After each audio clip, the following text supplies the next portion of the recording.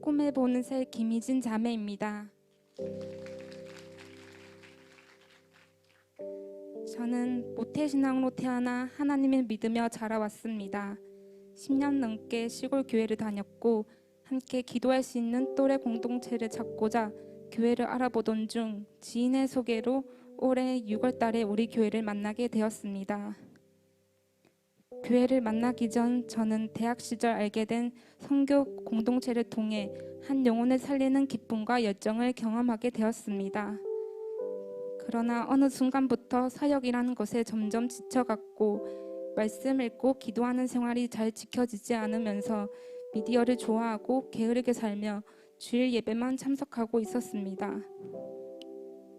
하나님과의 교제가 잘 이루어지지 않다 보니 신경이 예민해지고 전에 없었던 스트레스와 우울, 불안감이 생겨 힘들어하고 있었습니다.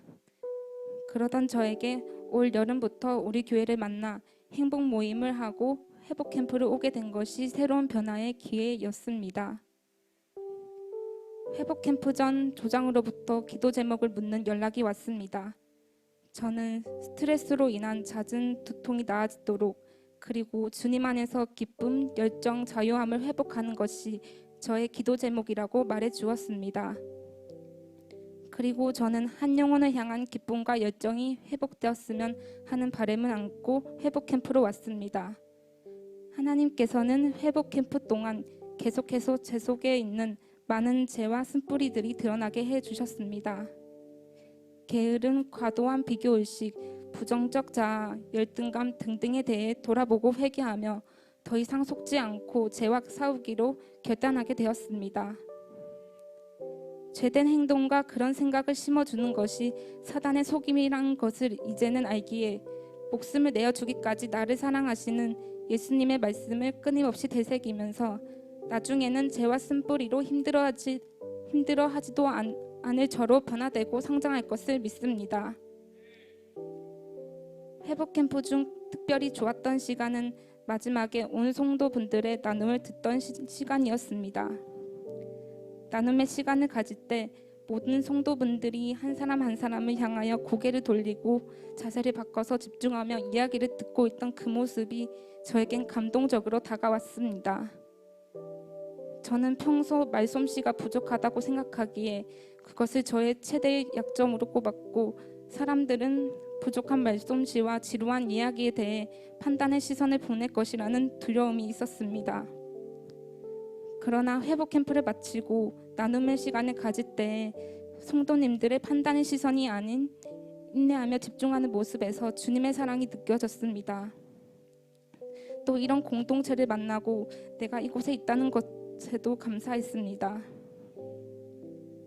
회복 캠프 때 안고 갔던 기도 제목은 마치고 돌아온 다음 날부터 응답되기 시작했습니다. 친구에게 갑작스러운 연락이 와서 아는 형제 2명이 있는데 두 분 다 교회를 다니지 않지만 예배 드리러 가보고 싶어 한다는 얘기를 듣게 되었습니다. 다들 평일에 일을 하고 있음에도 속전속결로 만남의 약속을 잡았고 마음밭이 좋은 2명의 형제와 함께 다음 주부터 행복 모임을 하기로 하였습니다.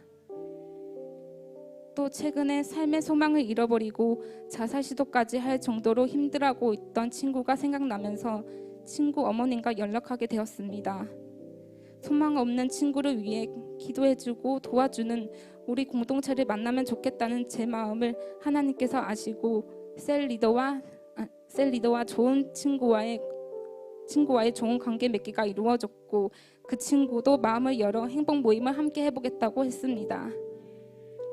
이렇게 회복 캠프 때 영혼을 섬기며 주님이 주시는 기쁨과 열정을 회복시켜 달라고 기도했던 저의 기도 제목에 응답해 주시는 하나님께 감사합니다.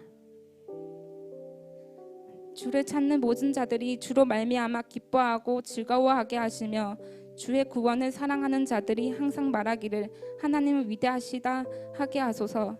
시편 70편 4절 말씀. 아멘. 가장 연약한 지체를 섬기는 모습을 보면 공동체의 모습을 알 수 있다고 말씀하셨던 목사님과 연약한 지체들을 따뜻하게 보듬어주는 우리 교회를 만나게 되어서 참 좋습니다. 훈련되어진 성도들 틈에서 저도 목사님의 말씀으로 잘 훈련받는 성도가 되겠습니다. 마지막으로 큰순 맑음샘 교회라는 좋은 공동체를 만나 기회를 얻게 해주신 하나님께 감사와 영광을 돌립니다.